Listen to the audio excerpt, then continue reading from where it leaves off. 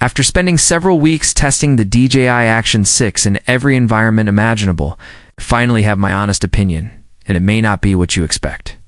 On paper, the Action 6 brings some major upgrades: 50 gigabytes of internal storage, a redesigned mounting system, a stretched sensor that's now taller, and a new white balance sensor placed right on the front for more accurate colors in any scenario. At first glance, DJI really did a great job, or so it seems. I've been using this camera every single day, comparing it directly to the Action 4, Action 5, GoPro Hero 12 and 13, and even the Ace Pro 2. I wanted to see if the $550 I paid was actually worth it. And honestly, it feels off, especially when you notice suspiciously overliked comments hyping the camera across multiple platforms. It's as if DJI is trying a little too hard to convince people the Action 6 is better than it really is.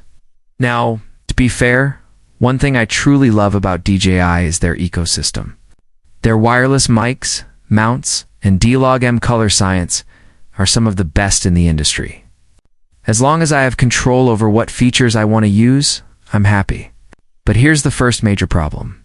There's no HLG color profile on the Action 6. My Action 5 Pro has it, so why would DJI remove it? Because of this, everything you shoot between 24 and 60 EFPs automatically becomes HDR.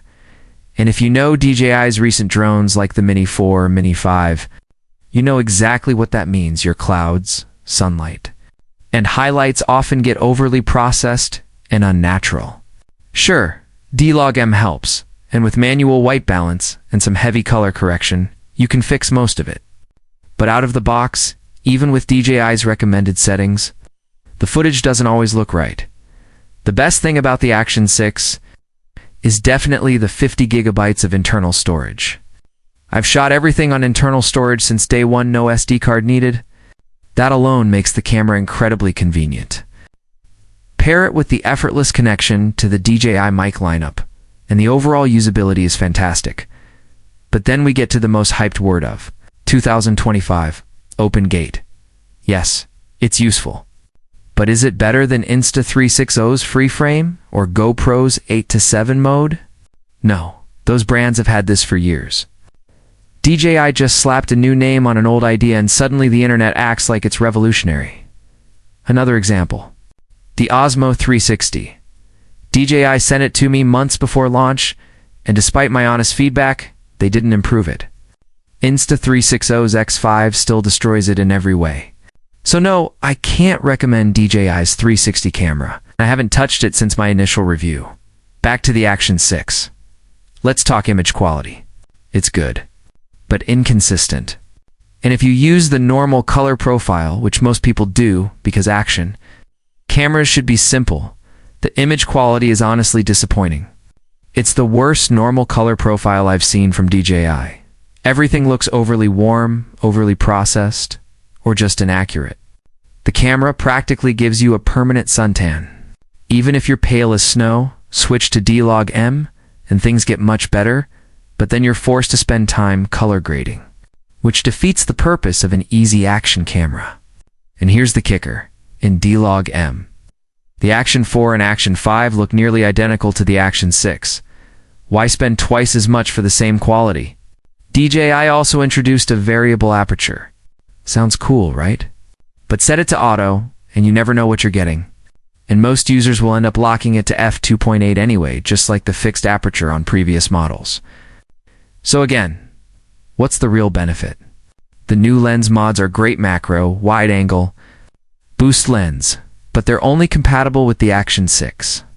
If you want all the lenses, plus the camera, you're looking at nearly $1,000 for an Action camera. Let that sink in. Now let's talk misinformation. DJI's own comparison chart claimed the Action 6 is the only model with 4K 100 FPS. Wrong. The Action 4 and Action 5 also have 4K 120 FPS. Rocksteady 3.0 plus. It was already in the Action for nothing new. It feels like DJI rushed the marketing to push sales before future restrictions kick in. And what about low light? DJI hyped this like it was going to change the game. Instead, It's one of the most disappointing low-light performances I've seen in years. The Action 5 Pro looks better. The Action 4 looks better.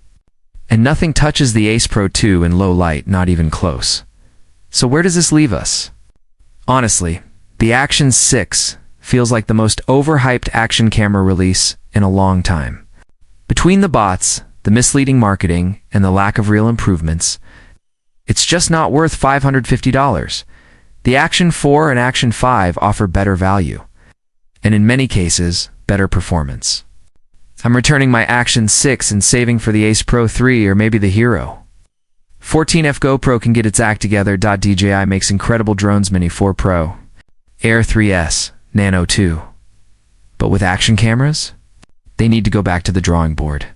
If this review helps even one of you make a smarter purchase, then my job here at GadgetVerse is done.